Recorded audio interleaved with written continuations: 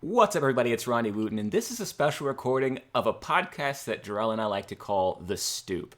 It's ASOG's podcast that's not about gaming, and we can just kind of shoot the breeze about whatever we want.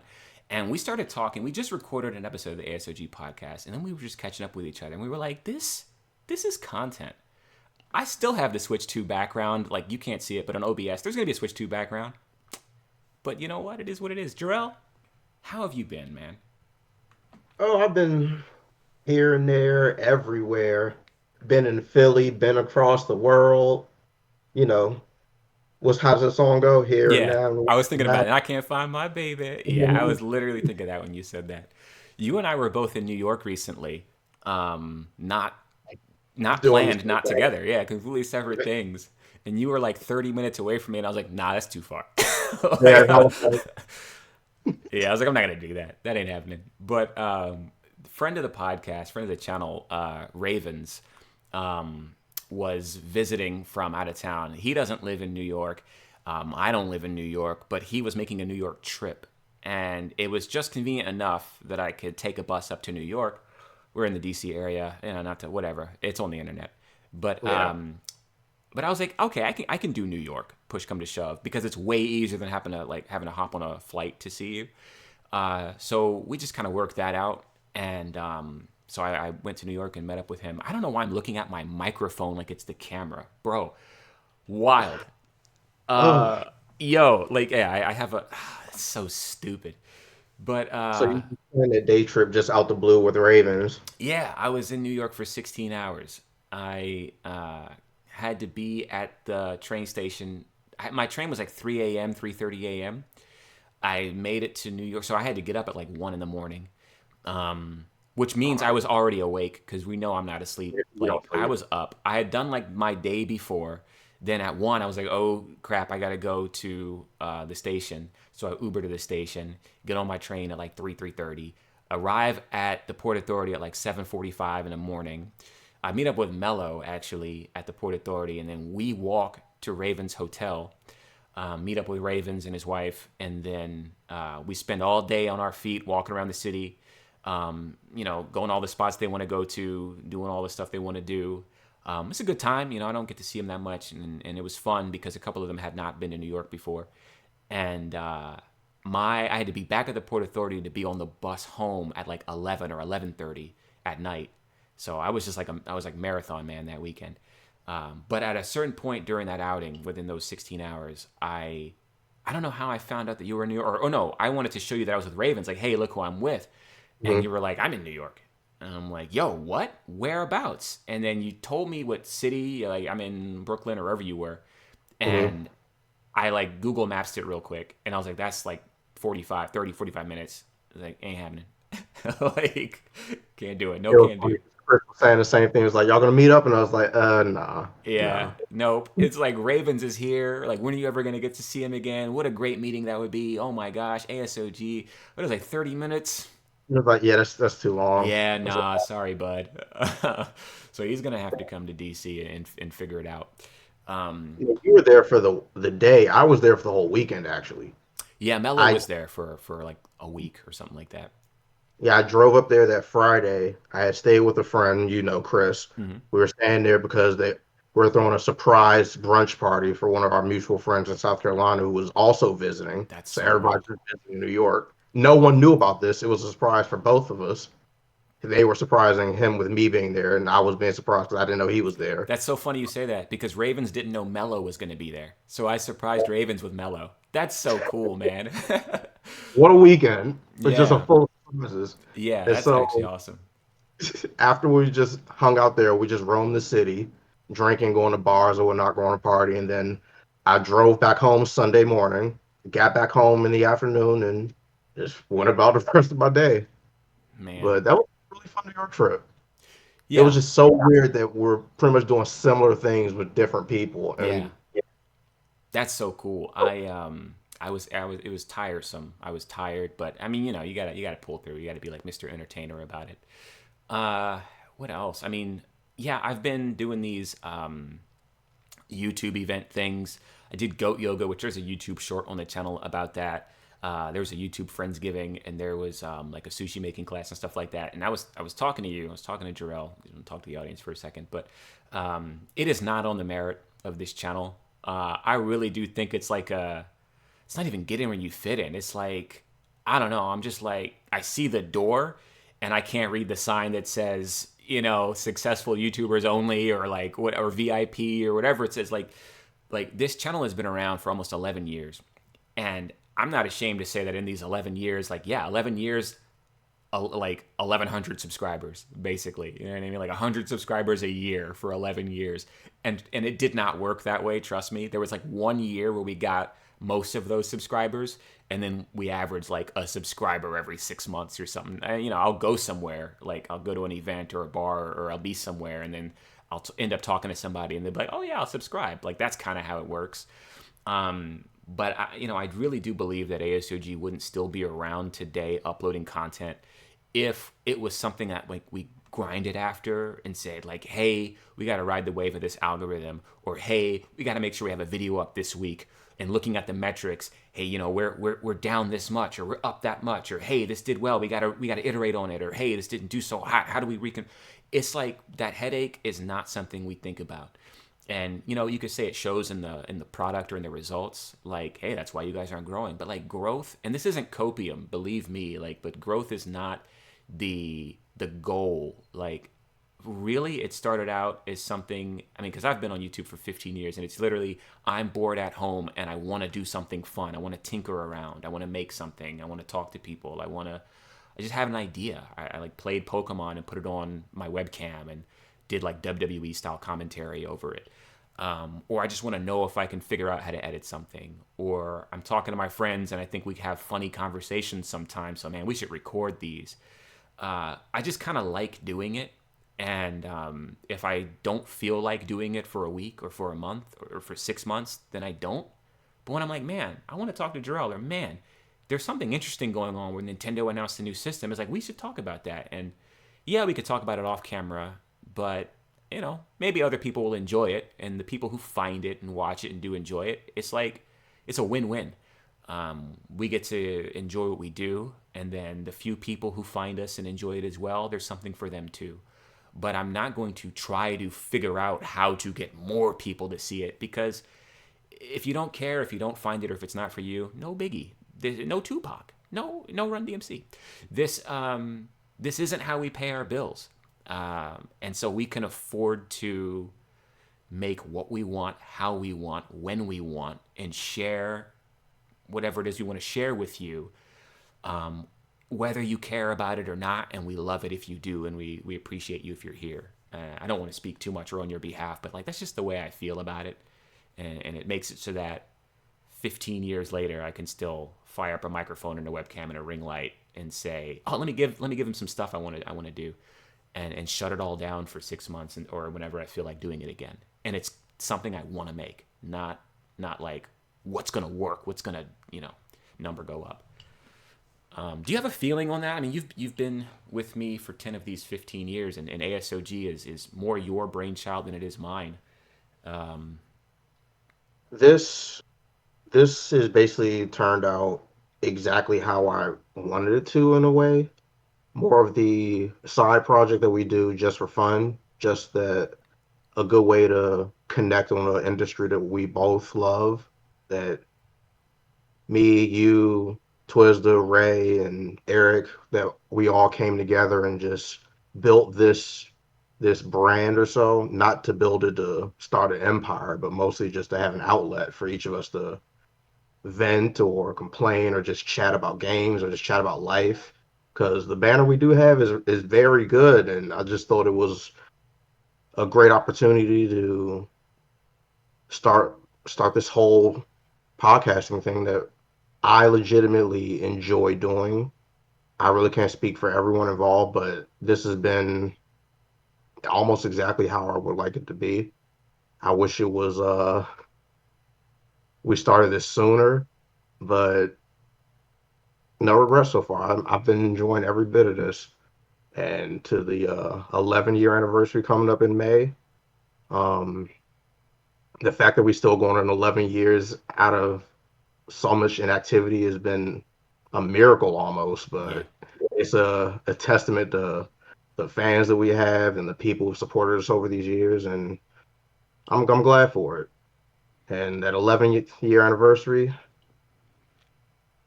it gets bigger every year, but it doesn't feel like it.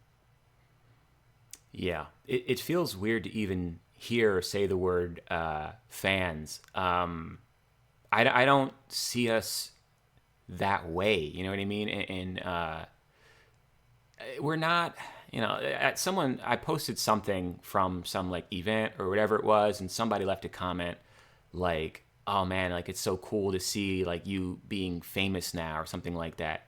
And I'm I like, wouldn't say that. yeah, I'm like, No. bro, no.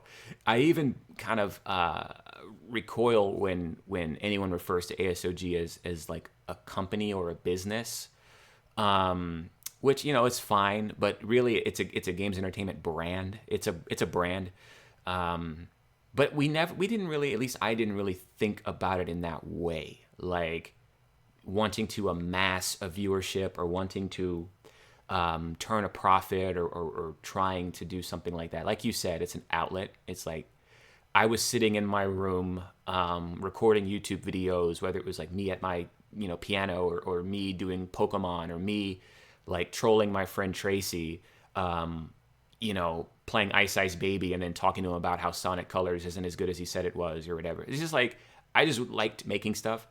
Even growing up, like playing with wrestling action figures or like inventing games out of household, items, and just always had like a creative, curious brain and just wanted to sit and draw and color or just having that imagination and just having something that I could go home and do that wasn't part of like the stress of adulthood, like that's not paying a bill or like figuring out what you're going to eat or like thinking about your job.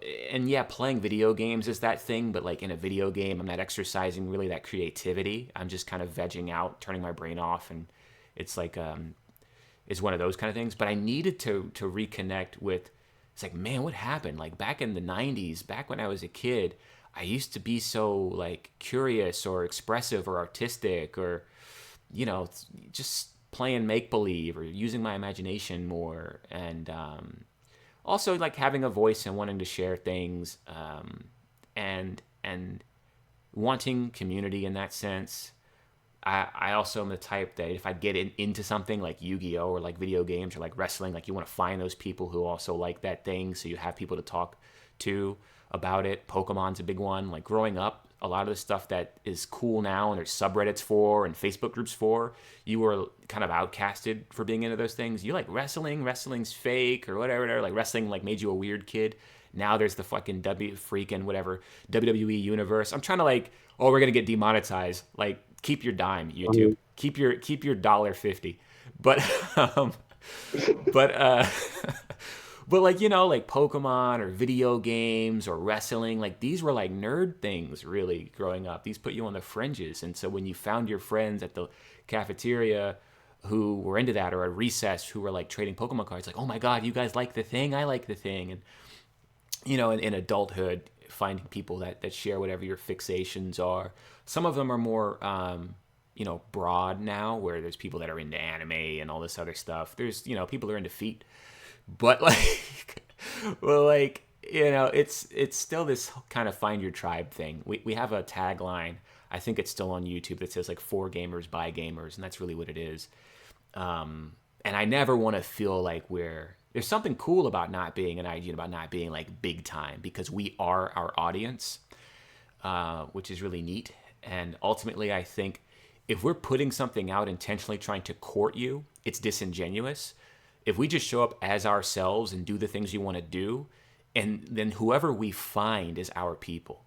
And that might not be the way to run a successful channel, if you're measuring success by the metrics that YouTube will tell you to measure them by. But I think being around for over a decade and having people who still comment on the Facebook posts, still watch the videos, still comment on the YouTube videos, knowing that you release something that matters to somebody, I'd rather have those 10 people than like 1,000 people who are flocking to like a Battlefield 20 review that I don't even care that I'm making. Like if I don't even care about the product, and to view it as a product, like if it's a product and it's meant to be consumed, and I'm just trying to cast a wide net and feed the algorithm, then I don't even care what the comments are, because I'm not personally attached to what you're commenting on. Like, I don't care about the video, let alone your comment to it, you know. But if I'm putting something out there that's more authentic and you vibe with that, it's like I'm happy to have you three. Um, but with that being said, I mean, ASOG, we have, I think, like you said, it's everything that you could have wanted it to be. It has exceeded my expectations, my reasonable expectations. Pie in the sky said, "Oh my gosh, like what if this blows up?" Um, but I didn't realistically ever think 10 years later we'll still be doing it, or that, you know, I was like, oh, we'll get our first 1,000 subscribers one day, and we did, and it was cool. But when we got monetized, I was like, really? When we got 1,000 subscribers, I was like, wow, are you serious? And the first time I heard somebody who I didn't know personally say that they had watched my stuff or found our stuff or what, I was like, what? Like, this leaves our neighborhood or our friend group? And today, I mean, just through me kind of banging the gong of like comment, like, subscribe, and share, and ASOG, and being like, oh, I kind of do things on the internet, and talking too much as I'm wont to do.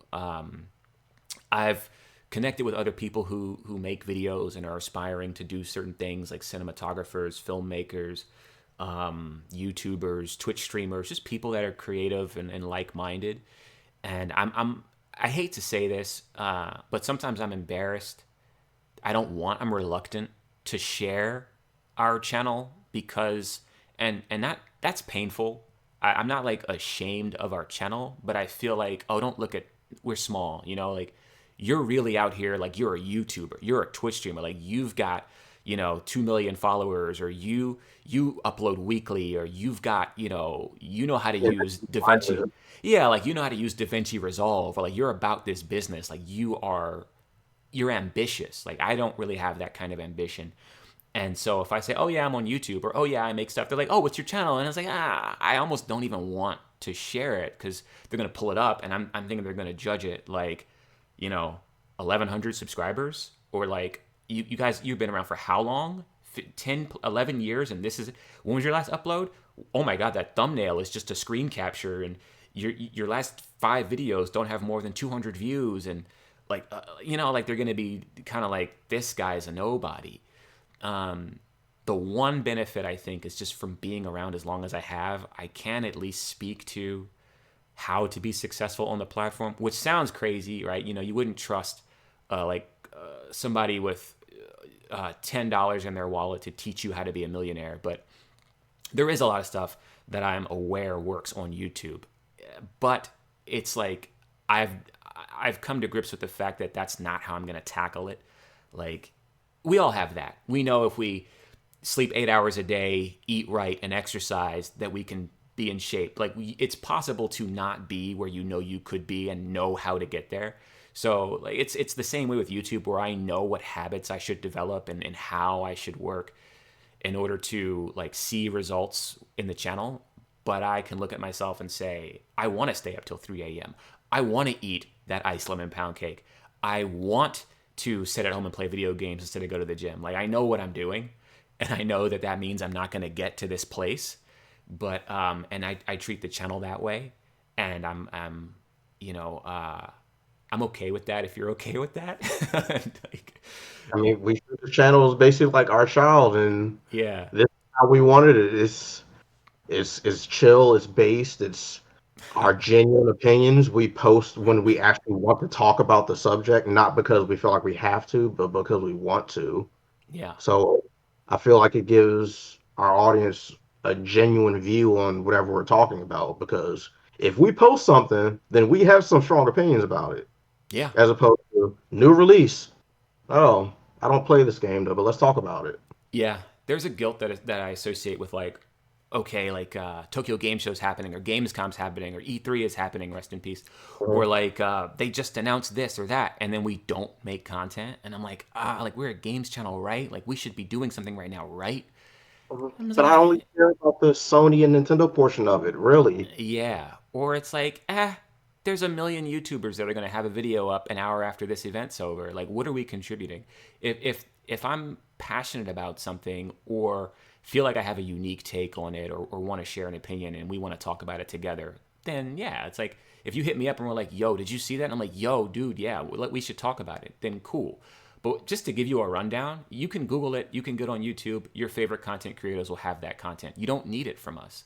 Mhm. So yeah, I don't really believe in doing something that doesn't have specific inherent, like a specific ASOG voice to it, and like serve an inherent purpose that can't be fulfilled elsewhere. Like if we can't do it differently, then there's really no point in doing it because you can get it somewhere else. For us, I mean, if anything, it's more about you getting what you want. And if you can get it there, I'd rather you get it there. That's less work on my plate.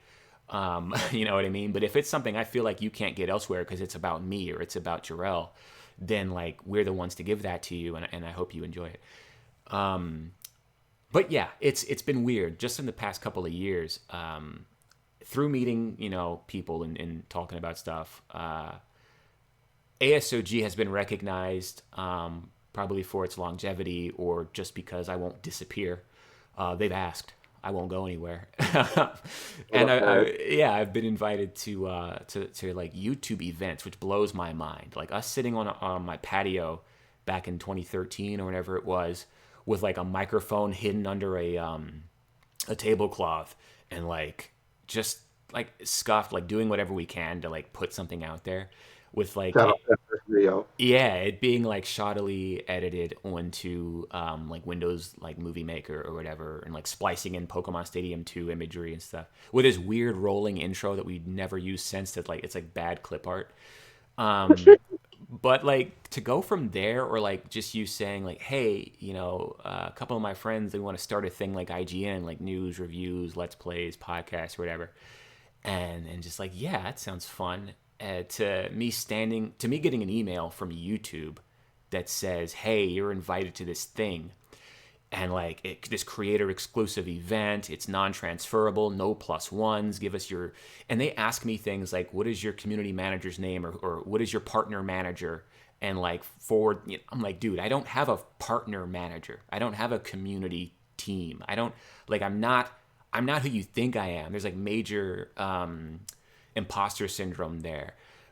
Or like I feel like I snuck into something I'm not qualified for, which I guess is the same thing. But like I'm standing in this room and it's like I have a badge that says a state of gaming. Like they hand it to me, it already has my name and the channel name on it, and I'm like, yo, I'm at a YouTube event holding credentials that have the channel name, the channel that like Eric Gomez named after a state of trance, and like this is a thing that like we made up and then sat around and said we're gonna put it on YouTube and we're just gonna talk to our friends.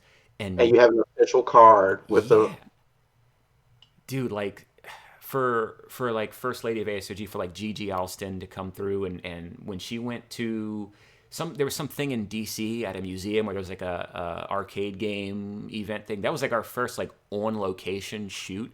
That like blew my mind. Oh my god, we're getting coverage. And she went to the ESA headquarters. I'm looking at the microphone again like it's the camera. And she went to the ESA headquarters and had like images from inside. I was like, yo, like we did a thing that not everybody can just do. Like we're like real coverage, or like showing up, like I don't know, to me it still feels like we're three kids like on each other's shoulders in a trench coat, like we're Rugrats, or like we're that kid from BoJack Horseman. Mhm. We got responsibilities and stuff. What about responsibility Clinton's emails? Am I right? But no. The idea that it's like, dude, I was at VidCon and VidCon Baltimore a couple years ago, and I'm at panels and I'm talking to creators, and I'm showing them my QR code on the business card, and I was like, what is this? This is not like, dude, I'm not real. Like I'm pretending to be a YouTuber, and you're like, no, dude. Like I don't come home every day and make a video. I'm not editing all night. I'm not I don't do that. Like my day-to-day life isn't content creating. I'm not a content creator.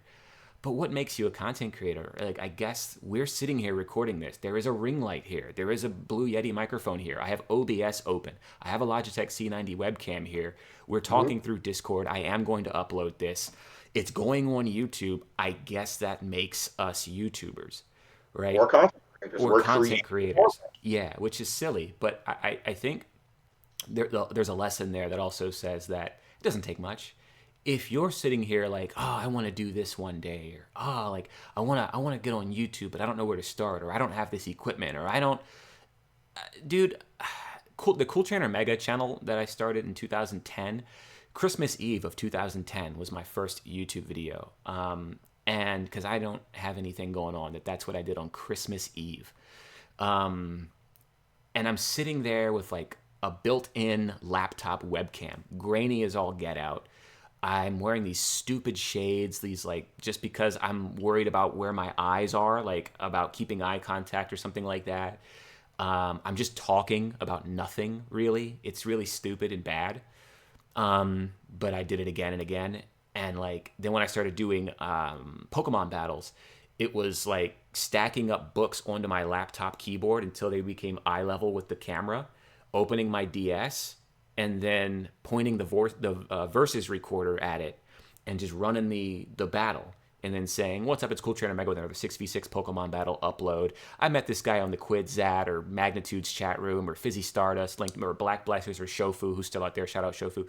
And I would just mimic guys like Shofu or Marlin Pi or Elo or Rick, Dangerous 36M, and like names that are lost to time, but who are like my contemporaries at in that day and age. But it was just born out of curiosity and born out of boredom and born out of wanting to do it. And I had no editing software. I had no camera. I had no microphone. I had no, ring light. I didn't know anything about anything. I just said, point this at this. There's a glare. The audio's bad, but like you put it on YouTube, you're a YouTuber. It doesn't have to be good. You do it a few other times. You figure out, oh, you know what? If I buy a microphone, or oh, you know what? If I move my light this way, or what's everybody else doing? Hey, how are they getting it so clean? And you learn about R4 emulators or Desmume or like the Virtual Boy Advance, and I'm like, too complicated, not going to do that.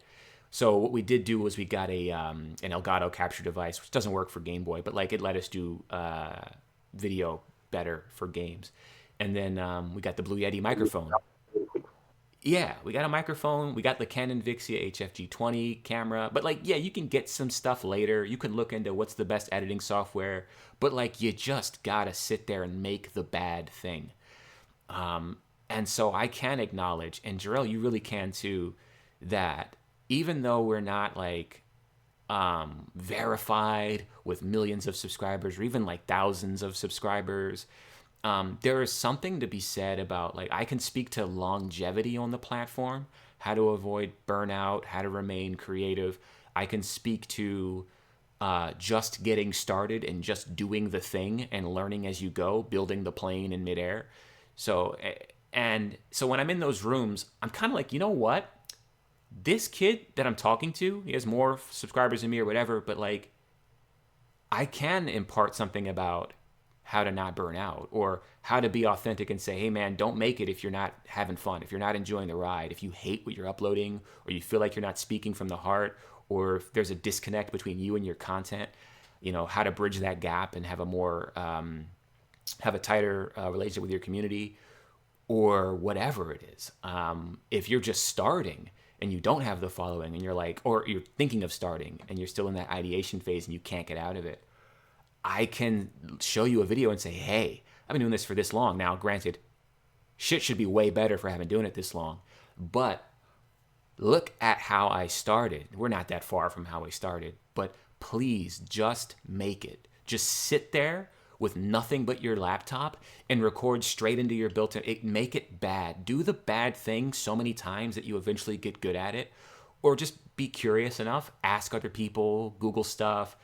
But in the meantime, while you're saving up to buy the camera, while you're saving up to buy the microphone, while you're looking into the editing software, please just make the stuff. Because there is nothing that separates me or you from the person sitting at home wishing they could be a YouTuber. Nothing. You have a phone, you can record shorts straight from your phone. Like, you could just point the phone at yourself, hit the play button, and go, hey, it's my first YouTube video, guys. Tell me what you'd like to see, and just record that. You could drop it into your regular camera editor. Kids are using CapCut and stuff, which I don't even use. And you can make content. I feel like I'm on a pedestal, not pedestal, a soapbox. I'm so sorry to take this over, but like, Jerel, man, we've been doing this for a long time, and I'm so glad you're here doing this with me. And it's so easy for us to think, like, I think, is our channel dead? Because I haven't put a video up in 8 months, or we're not getting a lot of views, or whatever. But like, damn, if we haven't done something, and there is a lot to reflect on as far as what we have learned and what we can contribute, and that we do belong in these rooms. And I think it's really cool. But enough from me. If you have anything to add, anything to share, anything to say, I am all ears. It's the authenticity and the genuine content that we do, even though I feel like ASOG is more of the lines of quality, not quantity, even though the quality is kind of eh. But as far as production aside, if you just listen and just sit down and listen to us talk, I feel like, hey, this is two guys genuinely passionate about what they're talking about. If you just sit there and just listen to us, then we're probably, I will put us up there with anybody else out there as far as just audio, but because, man, I really enjoy everything that we've been doing with these podcasts. They felt fun, they felt informative, they felt fresh, energizing almost. And you're right about just starting this. The first thing that first video was so bad. It was so bad when you look at it in hindsight, but it needed to happen because it gave us a start. That was our start. That was humble beginnings.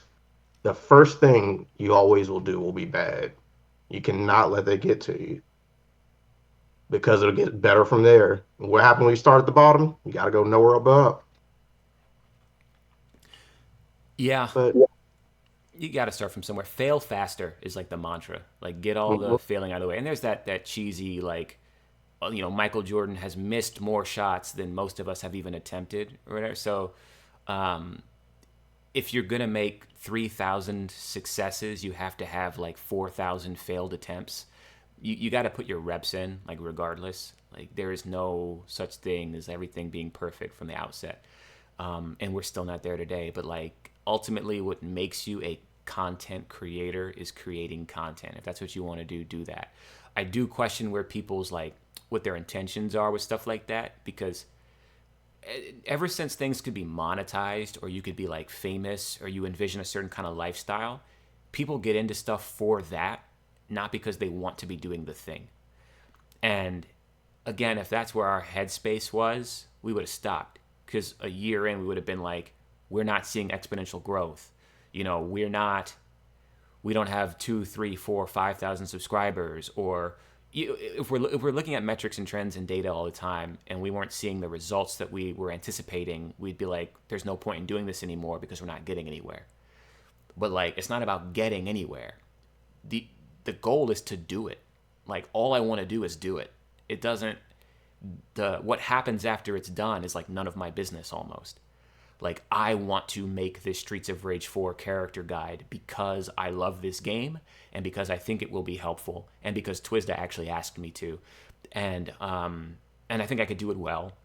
And there are a ton of comments, and that video has maybe, like, I don't even know, double-digit thousand, like 20,000 something views on it. But it doesn't matter.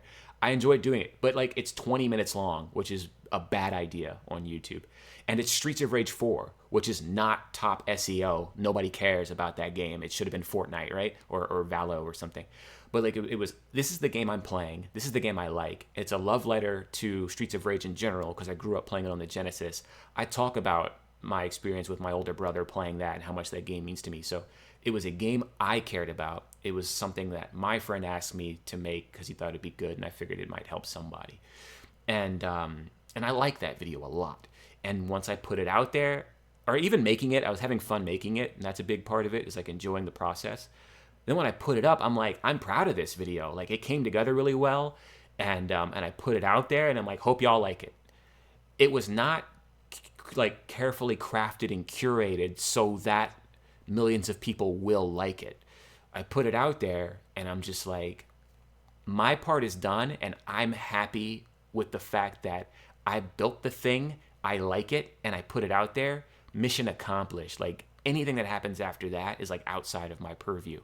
Waking up the following day, and really, I uploaded that at like 6:30 in the morning. I made that through the night because I had that momentum, and I was just like, man, yeah. And then if I did this, and then I should have a section like that, and I get into it, and I like it. And then like I put it all together and edited it on Share Factory and uploaded it at 6:30.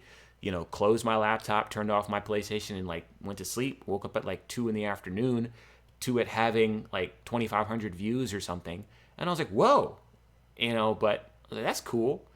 But if I put up a video that I like there's something like the most pro noob Destiny whatever thing that I put up years and years back for Destiny 1, I'm really proud of that edit. I really like that video, and I still will show it to anybody to be like, this is the hardest I've ever worked on an edit in my life.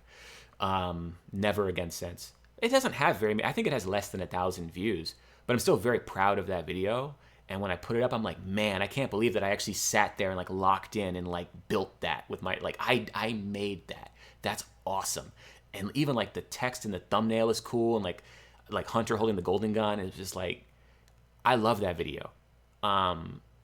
It's just making something and like being proud of it, and then being like, there's nothing that can take that away from me, and it didn't need to get a ton of views. It's like, I did that. Me and you, there's like a 1 or 2 Hotline Miami videos that you're sitting with me in, and like that's another thing that I think of that's really fun.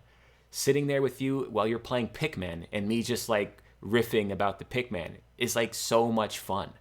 And those videos don't need to go anywhere.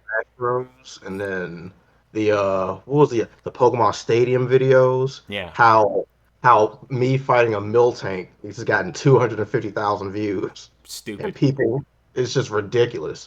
Yeah. There's just a lot of stuff out there where, yeah, that's not like the plan. There's no plan. If you've Well, if you've been watching this for this long, or for like, there's no plan. You know what I mean? Like, when I have a video idea, I'm just like, ooh, I should do this, and then like I do it that day or the next day, because if I don't care anymore, and I don't want to do it. But like, it's just really like impulse, and then I make it, and I'm like, I should put a thumbnail, and then sometimes I do, sometimes I don't. Half the time, to keep it a buck, like I'll just, like, I have a Marvel Rivals video, and I main Thor, and I was using Thor in some of that video, and I was just like, Marvel Rivals Thor wallpaper, and then I just get the Thor wallpaper, and then I'm like, that's gonna be the thumbnail. Maybe I'll go into something like PicMonkey or Photopia or something, and put some text on, ASOG Thor, ASOG Rivals, or drag the little icon that you're seeing at the bottom of the screen, like our banner. I'll drop that onto it, and like, it's official art from the developers that I just put the ASOG on and put some text on, and like, you're good. It's a screenshot from the game, and then or I'll just let it auto generate. I don't like, bro, the thumbnail. That's supposed to, watching the video. yeah, you know what I mean? Like, but that's how you're supposed to maximize views, and then you're supposed to do stuff like call to action for retention rates, and you're supposed to, I should put annotations. There's a lot I should do. I should make sure within the first 30 seconds I do XYZ. There's all these best practices out there. And I'm just like, bro, I just want to make the video. And I made the video. All this other stuff is like getting in the way of me. Like, that's the stuff I could care, like, I could not possibly care any less about. I'm like, the work of it all is not interesting to me. And even when we were monetized, we would, if anything, it's like, we need a microphone. We really don't need one. But it was like, let's get a microphone. Let's get a camera. I got a ring light. Let's get some stuff. But it's not, even that is like not a huge investment. It's also not necessary. But it's like, we don't have to produce anything to like keep the lights turned on or keep the channel running or like pay our bills or anything like that. There's no financial incentive to create content, is my point. So like, you really don't ever have to worry about, this is like a cash grab, or this is for quick views, or this is for, why? Because even if I did get 1 million views, I wouldn't get paid for it. So like, there's nothing there other than me Shoot, we pay for literally. Yeah, they're like, dude, these cost us money. it. Yeah, There's, we pay. yeah, we pay for these. They're made to order. People ask, and it's cool because I'm almost like anti success because I think I mentioned earlier, people are like, they want it. Oh, what's your channel? And I'm like, no, you don't want to. Don't worry about it. Don't worry about it. Don't worry about the channel. Or the shirts. Yo, how do I get one? I'm like, I don't. Don't worry about it. If you really want one, we'll have one made and we'll give it to you. Like we're not even like selling them most of the time. It's just like, if you want one, we love that you want one. We'll whip one up. They're like made to order. Um, It's so funny too because we are so bad at promoting ourselves, but we're so good at it because these shirts, there are only what, six of these shirts in existence? yeah, they're different from the first run also, but yeah, Only six people have this shirt yeah. and everybody wants it. So I guess it's exclusivity that people want it. We just promoted like, yeah, you can't have it, but six people have it, but you can't have it. Yeah, that it is interesting. I did put something up where like so there's Atomic Sprout, who I'll just call Sprout because I don't know what his internet etiquette is. But Sprout is a long time friend of mine from like when I was in high school. Now I'll be 37 in October. So like we're talking 2000 like my high school for me is like 2002 2006. But like back in 2004 or 5, I was on this anime forum, animeonline.net, and I met him on that forum. And he always hung out in like the artist forums and stuff because he's like a great artist, really talented guy. And he would play in the arcades sometime. There was like an arcade on the forum, and I'd play Asteroids and be like, oh, you're on the leaderboard, whatever.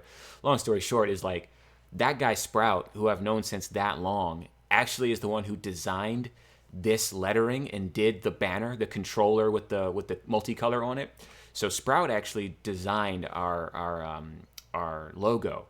The one that's our like profile picture on Facebook and YouTube, where it's just the 4 buttons on a black background, that was actually designed by somebody else, and that was done. It's like digital art, which I put the name Mira, no last name. Mira made that, but it's cool because it wasn't like, oh, we're gonna go online and hire somebody to like make this for us so that it's everything.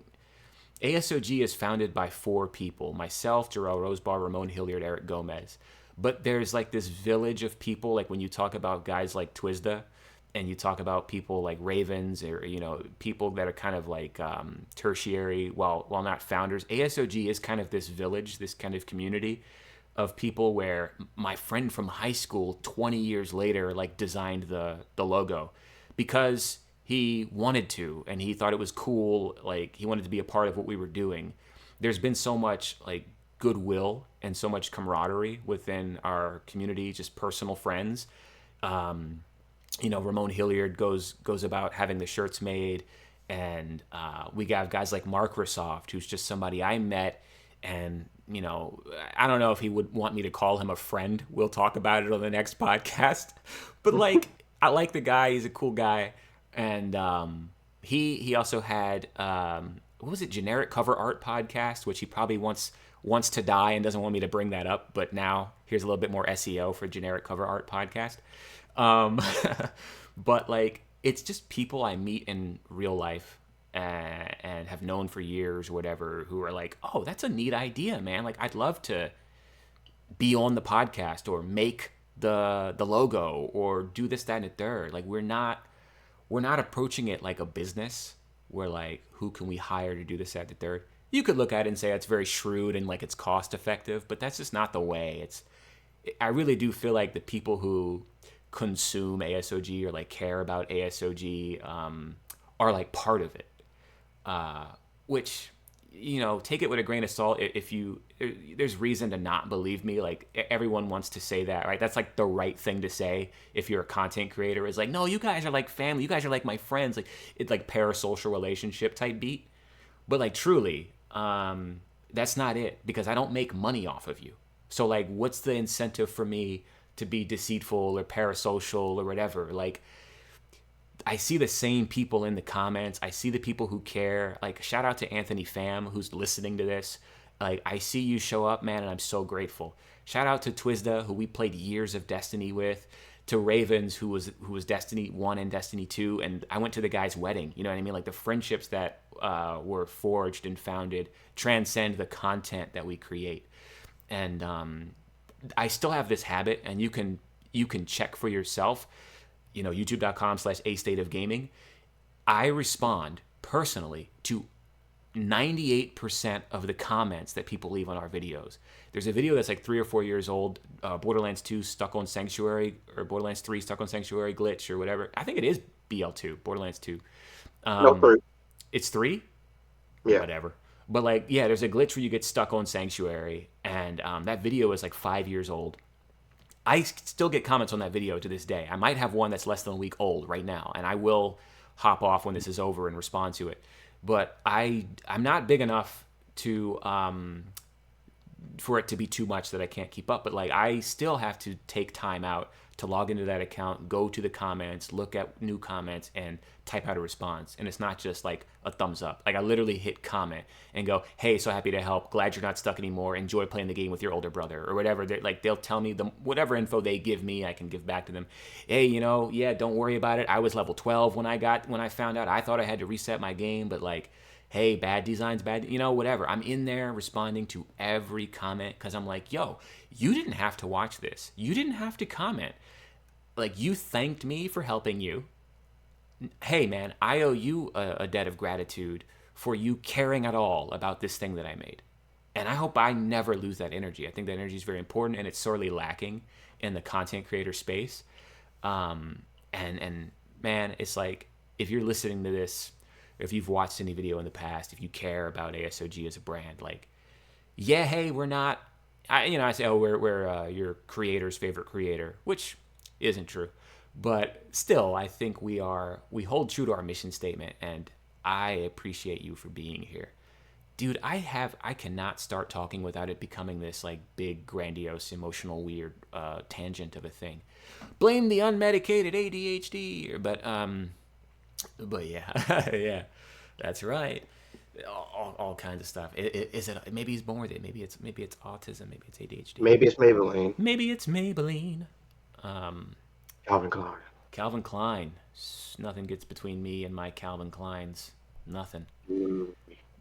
Stupid, sexy Cindy Crawford. She wasn't the one who did that particular Calvin Klein ad where nothing gets between me and my Calvin Kleins. That might have been not Jane Fonda, Farrah Fawcett, maybe. I don't know. Somebody who's over the age of 50 will correct me about that 1970s Calvin Klein ad. But I'll say, where else are you going to get these 70s, 80s, and 90s references? Yeah, where are you going to get that from? Where are you getting that from? Nowhere. Dude, we could do an entire stoop, I'm sure, about mental health and that kind of nonsense. Mental health, imposter syndrome. People always make the mistake of thinking that I'm an extrovert. Yeah, but we don't have time for all that, because if we do, both of us will be committed somewhere. Yeah, mentally ill from Amityville. I will share just my side. You know what? I'll give him your lead up. But the Facebook Messenger message where you asked me if I was still down for today, because we had pre-planned this. You still have to cast today, or do you want to just wait till Wednesday?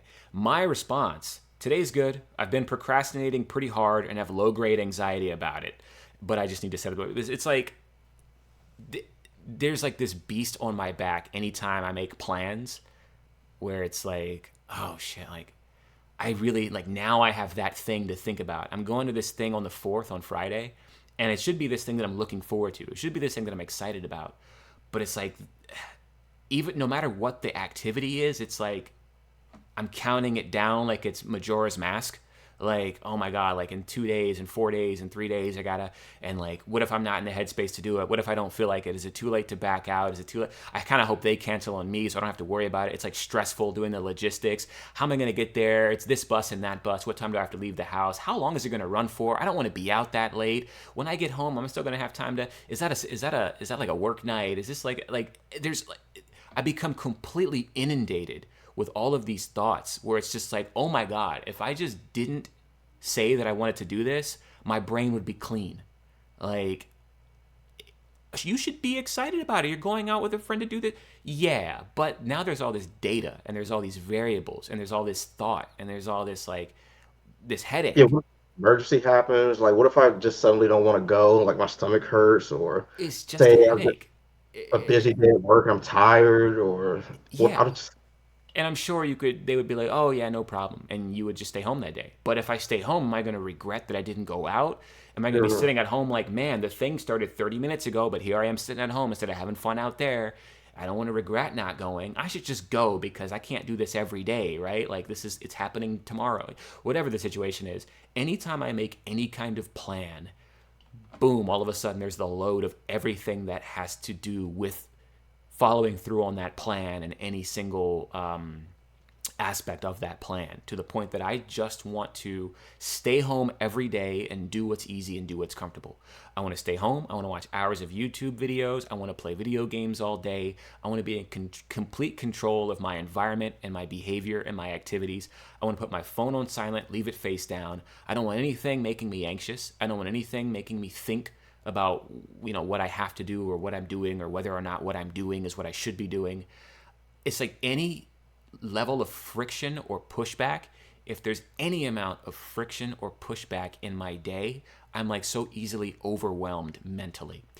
And when I'm in a public setting, I have this manic compulsion to like be the life of the party, or like be the host and go into, podcast mode, content creator mode, or just like the extroverted mode of feeling like, hey, I got to make sure the vibes stay right. I'm vibe captain, or like if there's quiet, or if there's a something said, there has to be a quip, or managing where we're going to go or what's going to happen. People see me as someone who's entertaining, so I have to give them what they expect so that they don't think something's wrong. So how do I stay entertaining? How do I show up as who they want me to be? How do I show up as who they expect me to be? How do I show up as who they might need me to be? All of that is what I'm thinking about, instead of just being there and being who I am. And yeah, it's like, well, if I just abstain from socializing, then I can rest. But if I socialize, I'm on the clock, dude. Like, if I put pants and a shirt on and go outside, I am on the clock, point blank, period. If I have to say something to you, or even if I don't, if we sit in silence, if you can perceive me, knowing that I'm in a room with someone who can see me or hear me, I'm on edge. I'm on edge, point blank, period. To say that twice, but like, I can't just pick my nose or my ears, or like, scratch or wear my boxers comfortably, or take my shirt off or whatever. Like, I am not the friend where people say, oh, I don't care what we do as long as we're doing it together, or you can come over and just sit on the couch on your phone as long as we're hanging out. No, get away from me. Like, you are making me anxious. I want to be in how solitude. about Yeah, I want to be in solitude, in peace and quiet, complete control, unperceived. If you are around me, no matter how much I love you, I am anxious. I am anxious. I just am. I'm uncomfortable. I can soldier you? through it because I value the friendship, and because I can find enjoyment in the conversation, find enjoyment in your company, find enjoyment in the activity. But I am paying a price. I am paying a price. It is a compromise. It does weigh on me. It is difficult. And I don't mean that to make any friend feel bad about reaching out and making plans. Know that I am choosing you over the anxiety, but the anxiety exists, and like, people do not think that about me. But it is like, to get me out anywhere is, I don't want to be doing it, but I know that I'll enjoy it in the moment. But then even when I'm there, it's difficult to be present. A lot of times I'm not. That's something I still haven't really nailed Yeah. down. I still feel like I turn into somebody completely different as soon as I'm perceived. It's like Schrodinger's Rondy, I guess. That might not be like an appropriate way to put that, but I don't think there's anybody who really has like met me. I don't want to get so dramatic, but the me that I know that I am when there's nobody else around, is like not the me you get, because it's all filtered through whatever I do or say will be perceived. Therefore, here's how we have to, and I'm a chameleon in that way. Code switching is one thing, but it's like, here's who I am in this setting. Here's who I am with these people. Here's how I am here. Not that it's not me, but it's like, I'm switching the tuner to a specific frequency of myself. And so that's also why I really don't like to mix company, because it's like, okay, I'm in this lane. If these are my friends where this is the basis of our friendship, the activity or the conversation or like the frame of reference, how you know me and the context that you know me in, then I can operate in that lane at that frequency. And then there's a different group that operates on a different frequency, and I can kind of like focus in and like do my job. But if that mixes and there's a lot of noise and it's like the radio gets, it becomes hectic for me to manage. And I just can't, because it's social anxiety. It's all of it. Like, but yeah, so when you see me, it's like, yo, this guy's a social butterfly. He's an extrovert. He's like the mouthpiece of ASOG. He's like, very gregarious. He's here, he's there. He's got a lot of friends, blah, blah, blah. It's like, I don't know, man. I'm a people pleaser. I feel a compulsion to entertain. I am, I like to be liked. Who doesn't? But dude, like in my heart of hearts, like I am such a Grinch. Like it's almost like the more I trust you and the better I get to know you and the more you get to understand me and like the closer we are, I'm so like negative and bitter and quiet and reclusive. Like my best friends in the world, like you might see me twice a year or something like that. We'll meet up for like a birthday. I'm not going to the movies with my friends. I'm not going to their house. They don't even have my address. Like we're not hanging out. I love you, but I don't need to see you. Get on PlayStation Party Chat every night. That's how we'll talk. And then I'm only going to get on late at night when I've had my fill of my day doing my thing, and I'll talk to you for the last 3 or 4 hours of my night. But even then, the whole time, I'm like, bro, I can't wait till this party's over so I can get back to the YouTube video I was watching. Love you, but like, I love my solitude more. So it's a trip that you and I both have this podcast and that we've had it for this long. Two people who really don't want anything to do with anybody. Or Basically, just you have the same personality to a T. yeah. Like me and you will just be like, "Oh, happy birthday, thanks," and then see you next year. Yeah. Right? Yeah. Me and you have not seen in person. When was the last time I saw you in person? Actually, To give you the camera and the tripod. I don't know when that that was was. I September? remember that. That was September of 23. Wow.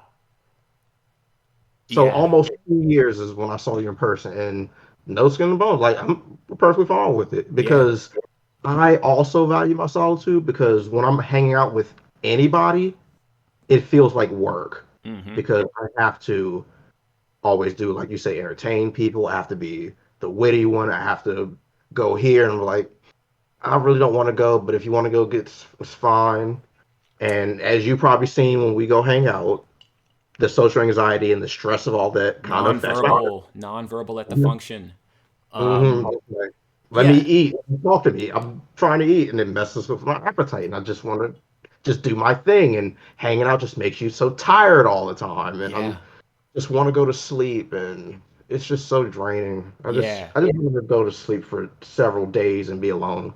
Yeah, that's how you catch yourself. It's like I just want to go to sleep forever. It's like, I can't say that in public because then it's like, no, I don't feel that. Yeah, but I get you. No, I for a few completely get days. you, dude. Um, yeah, it is exhausting, but I also have this thing that says like, but don't let them down. Like, give them a good show, and then when you get home, you can like pass out and just Yeah. kind of feel like I did it. Like I gave them the Rondy experience. Man, I was on fire. Like it does feel like a performance. But something you did say is like, I gotta do this, I gotta do that. Friends will always tell you, you don't have to do any of that, man. Just be yourself. To that I Yeah. say, if I was being myself, I wouldn't be here. hmm Like you want me to be myself, then I would have left your text on read. I would not have responded to the invite. I wouldn't have shown up. We wouldn't be friends if I was myself, dude. Like if I was being myself, we wouldn't have had the initial conversation to get to know each other. You You have are my never. yeah, you are my friend because I performed friendship properly. And unfortunately for me, we really hit it off. And now you want to see more of me. But like, me being myself is not how we got here. So for us to be hanging out at all is like predicated on bullshit. Like, dude, like, I pick my spots where I have the energy to wear a human suit, and I made sure that you only ever saw me when I could do that. So you think that's me, and it's really not. It's maybe it's me for like an hour, maybe it's me in this particular lane or in this setting. But like, if I'm hanging out with you and you say, "Man, just be yourself," cool, man, I'm going to call an Uber and go home. Or Mhm. cool, you're not going to hear a single word out of me for the rest of the day. At that point, I'm like, well, if I'm out here going through all the effort of being outside and being dressed and being around people, I'm not even entertaining myself by cracking a little jokey joke or being life of the party. Why am I even out at this point? If I'm not like, I don't know, at that point it ceases to make sense for me to even be out with you, because like that's kind of my way of making sure it's a good time, is like, all right, if I got to get dressed, if I got to get out, if I got to socialize, if I got to, do all that work and have this kind of anxiety here, at the very least, we're going to make sure we have a good time. We're going to entertain these folks. If I can't even do the entertaining part, it's almost like the manic compulsion is like, in a way, like a thing that I get out of it. It's like, okay, well, I don't want to be here and I'm kind of anxious, but like, let's turn our brain off and go, get weird.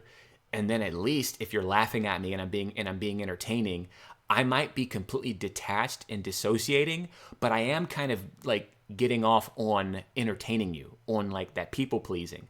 Is like, they're laughing at my jokes, they're smiling, they like me, they're vibing, I'm doing a good job, I'm doing the Rondy thing. So it's like I can enjoy that I'm being enjoyed. Mhm. And then that's kind of my way of going through that and making it out to the other side. But if I don't even do that, like if I don't disassociate and become manic, then I don't even have that. At which point I'm like, why am I even here? It's tough, man. It's pretty tough. I always appreciated that you and I resonated with each other in that way. And I'm sorry if I blindsided you, if that's not something you ever wanted out there, or to talk about or anything like that. But No, some people actually know this about me because I really don't hide it. It's just I'm also the type of person is if you have my phone number, I will literally judge you negatively if you call me before texting me. I would much rather you text me. If you call me, I swear I will judge you, yeah, especially if it's something that could have been a text message. yeah, I get that. My phone stays on silent. I've kept my phone on silent, not vibrate, silent, for the past like 10 years. And it's usually face down so that I don't get the blinking light. Because I'll see it when I see it. I don't want to feel like I'm at the mercy of when they want my attention. Because Exactly. yeah, because then I'm not relaxed. It's like I have to respond to this, or they're expecting something from me, or I have. Then I'm not, I don't know. Like I said, any friction, anything that presses against me, it messes with me. It messes me up completely. Right, right. So I have to have that. Yeah, he's gonna get some lighting going on in here. But I think it is important to put stuff like this out here, especially on like the stoop, which is, I mean, originally like an outlet for this very kind of topic. Because I have these kinds of conversations with certain people in my life with relative regularity, and or I've shared like stuff that I've written kind of on topics like this.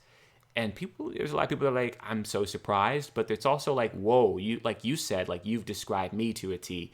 And I think there's a lot of value in sharing stuff like this and finding your tribe. Oh my God, live, laugh, love. But like No, in finding those people who are like, whoa, me too. And you're like, I would have never known. And like now we have this, you at least can feel a little bit less like you've got to put on airs, because it's like, hey, if I go nonverbal at the function, or if I don't respond to your text, or if I ghosted you on this recording that we said we were going to do, you'd be like, I get it. You know what I mean? Like, I get it. It's not to excuse bad behavior or anything like that, but like the more you know where I'm coming from, and the more I know that you're the same, is like, at least I know that if there's cracks in the armor, or if the facade drops, or if I'm at my social battery runs out, that I'm in the hands of somebody who is going through it too, and can identify it, sees it, knows it, you know. Um, so we can kind of bounce off of each other that way. And that's not something we really do. We don't really talk outside of making content together, but no, no, which which, is weird. yeah, it's weird, and it's not for not enjoying it. It's just, yeah, I just want to be alone. Hello, It's me almost like too. the more you see me, the less close we are, because I haven't gotten to the point where I feel like I can just be me. Mm-hmm. It's like, yo, I'm gonna hit you up once a year. Oh, thanks for keeping it real. Oh, you're making plans and we're going out and we're doing this, that, and the third. You still feel like you have to entertain? Like I got friends who don't get it though, where it's like, you're not coming over. You don't show up when I invite you. You don't want to play this with me. You don't want to talk. You don't. I don't see you. Like we're not friends anymore. It's like, dude, that's too much for me. That makes me want to disappear even more. Because like, if you feel entitled to my time, or if there's an expectation that I need to give and give or show up, it's like you become a even greater sense of anxiety for me. Is like this person expects me. This person like is trying to, they're like vying for my attention. They are a repeated source of stress for me now. If you can't, if I disappear and you can't let me stay gone until I resurface, there's going to be friction in that relationship.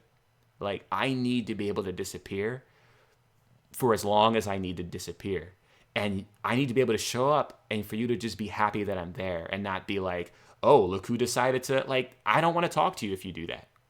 I don't want you to feel like our friendship needs to be measured by how often we're in touch. Like if I gotta validate, if I gotta renew the subscription every month or whatever, no, that's too much pressure for me.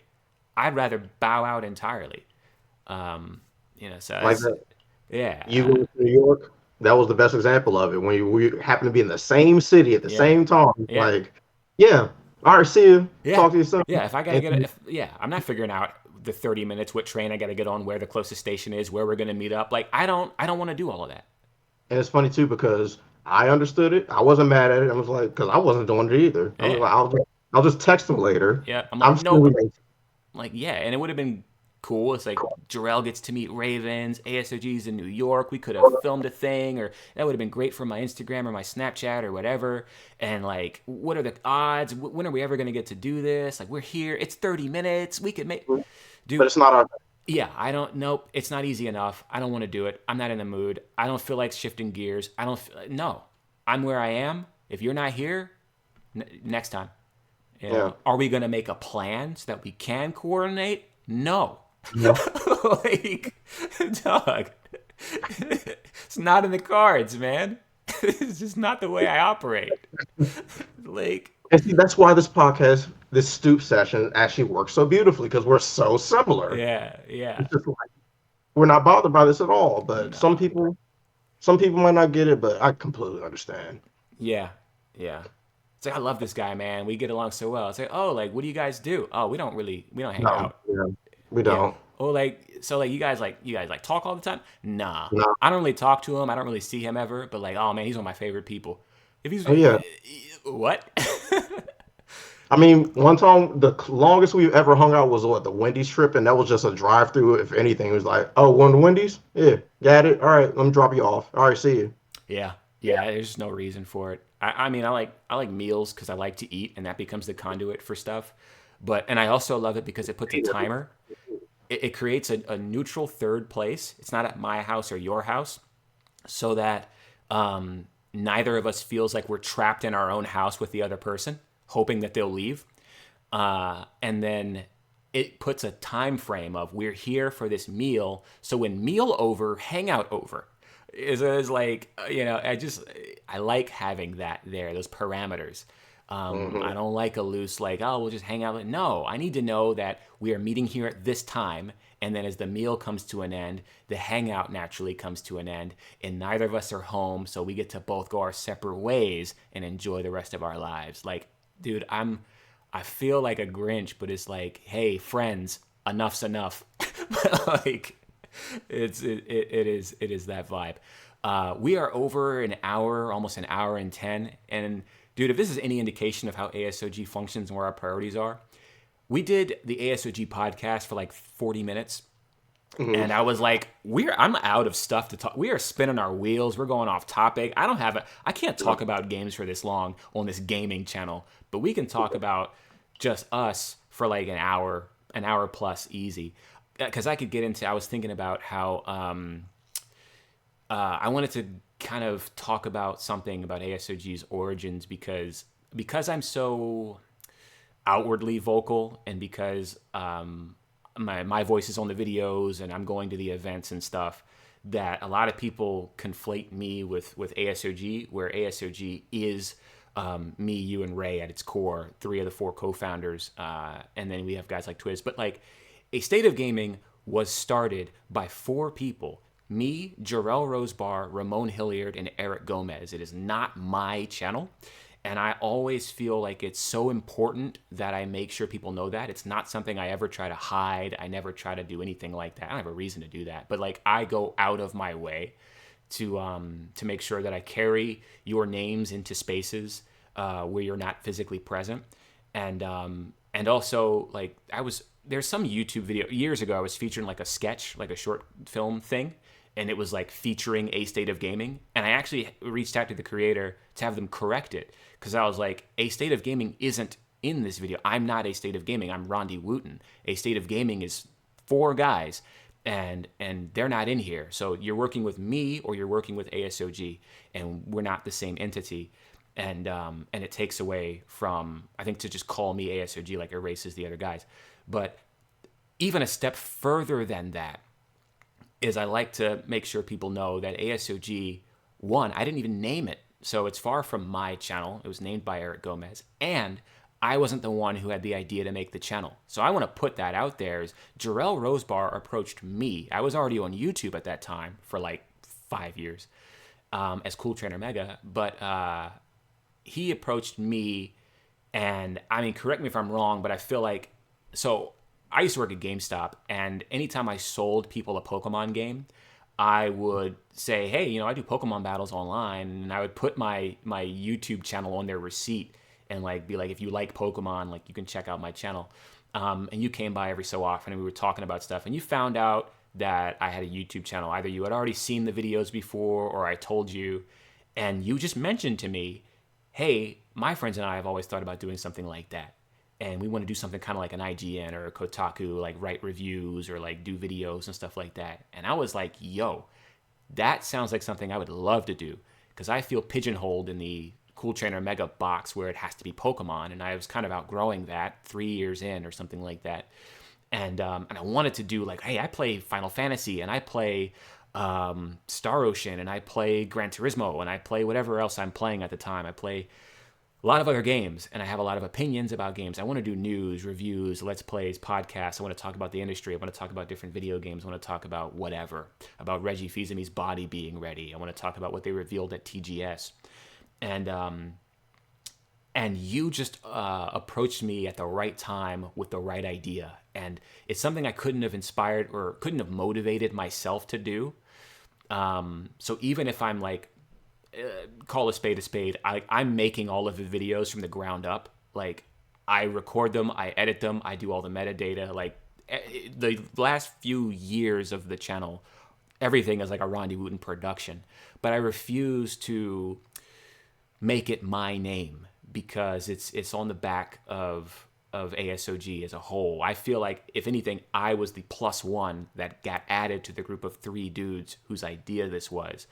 But I just had the thing about, I can strap a jetpack to this thing and take it somewhere, but I'm never.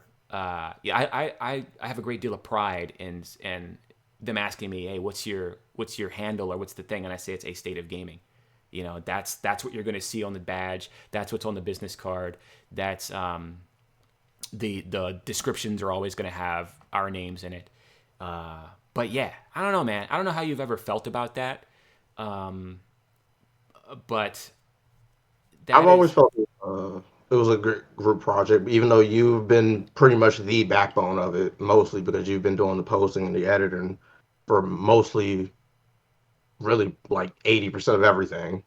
But really, you've been kind of like the driving force that's been keeping everything afloat. I would say you've been, I guess, a wrestling reference, you would be the Undertaker of the roster, like the cornerstone of ASOG, like just spanning generations after generations.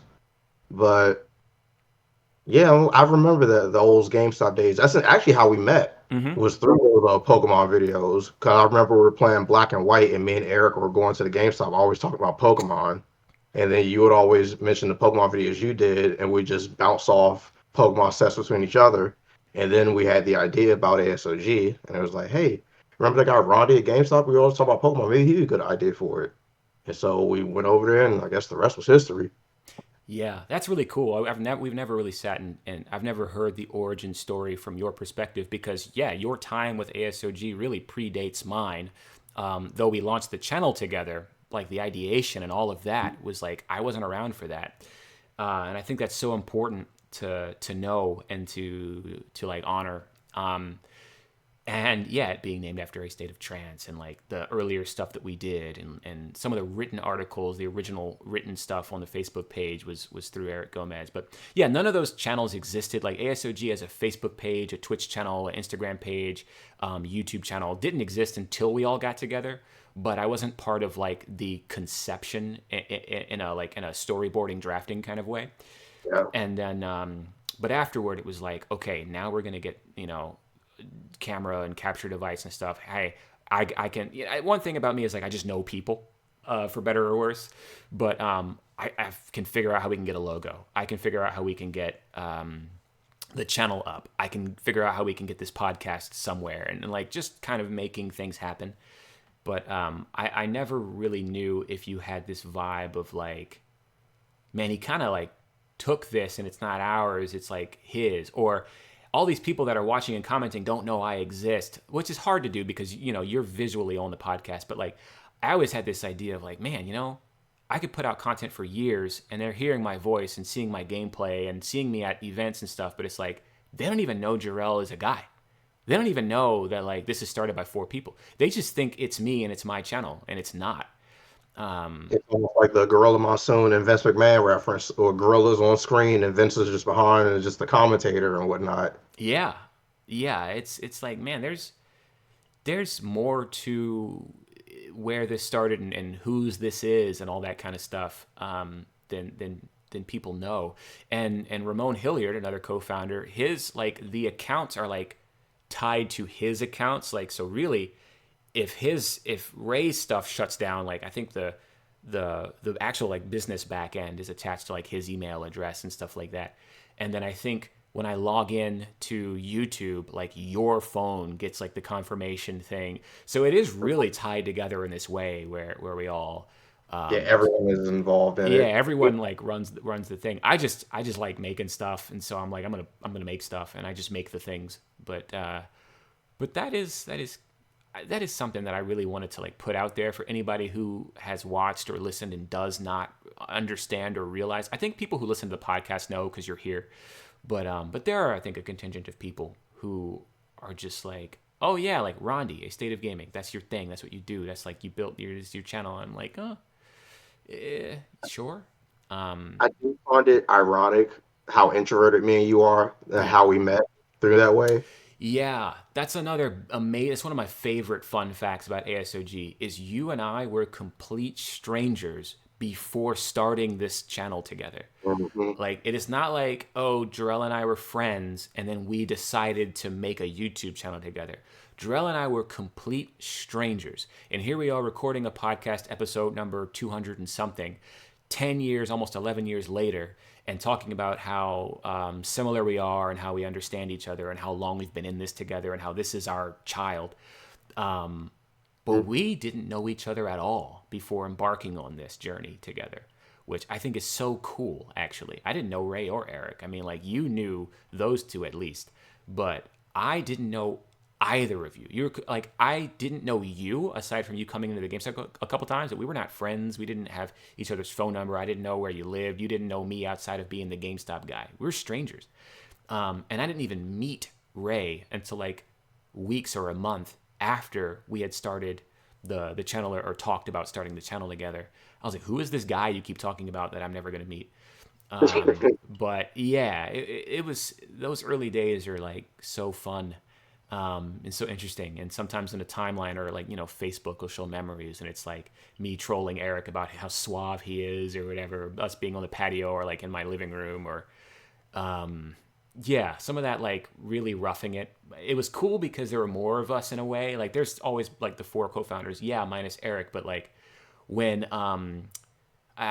when Jasmine, you don't have the last names, but when like she was there doing the original editing and like the setting up the recordings for the podcast, and you know, Scotty. yeah, Uh, Scotty being there and like Gigi being there, but even that original podcast having Jazo on the panel, and like just the way that there were more people who seemed to be like excited about what we were doing and wanting to be involved in little ways, coming together to play a co-op game or like wanting to be on the podcast or like feeling like they were part of like a thing on the ground floor. And then like even like Paulie D.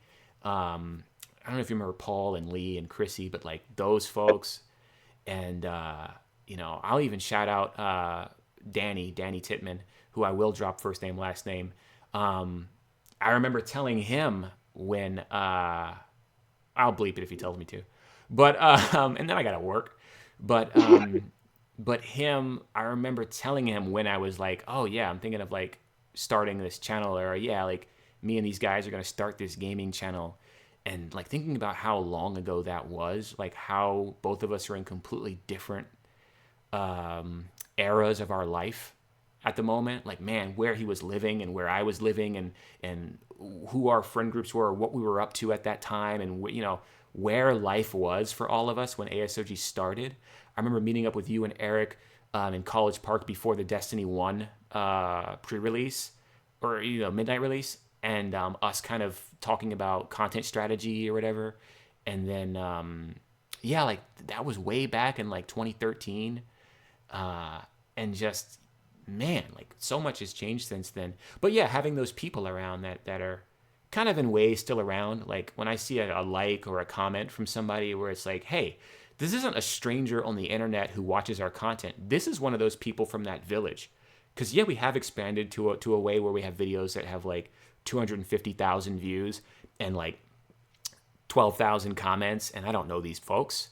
But when I see a username where it's like, yo, that's my buddy Gustavo. Like it's cool that there's still like people who really do know how long we've been doing this, and kind of where its origins are and stuff, who are still showing up and still showing support. But it's equally cool, or cool in a different way, that we do have an audience outside of our state, outside of our country, bro. Like we have people that watch in the Philippines. When we got that metric, I was like, yo, what? Like 4% Philippines. mm-hmm. I did something on Twitch, and like it was like 2% Mexico, 1% like it was like somewhere wild. I was like, who is this? But We got somebody asking for like what was it, a Jirachi code or the INC yeah, code? yeah, yeah, yeah, yeah. That was cool. I was like, yeah, I guess Brazil. I think I was like, ASOG is doing all right in like the Philippines and Brazil right now. Mhm. But Go yeah, figure. yeah, go figure. Um, Hour 22. I think we've done enough. I think we've done Yeah, enough. um, we've supplied a year's worth of content already. Yeah, and we'll be back on sometime after the Switch reveal, I guess. But thank you guys so much for joining us on the stoop. I'll just put this out on the regular channel, or figure something out to do with it, so that I don't know, man. You'll see it when you see it, and if you see it, congratulations. But thank you very much. I've been Rondy Wooten.